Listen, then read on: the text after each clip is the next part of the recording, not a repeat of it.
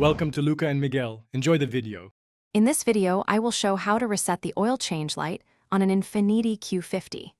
Begin by turning the ignition to ACC and cycle the trip display until oil life is visible. Press and hold the trip button for about 10 seconds until the display reads 0% or shows a reset confirmation.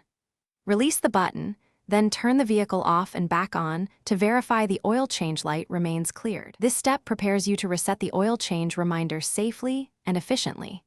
Confirm the car is parked, ignition is off, and the parking brake is set before you begin. Locate the trip or odometer button on the dash or stalk and be ready to use the display controls. Staying calm and following the sequence prevents mistakes and ensures the system accepts the reset without triggering warning lights or errors. Sometimes the reset process fails due to timing or power issues, so do not panic.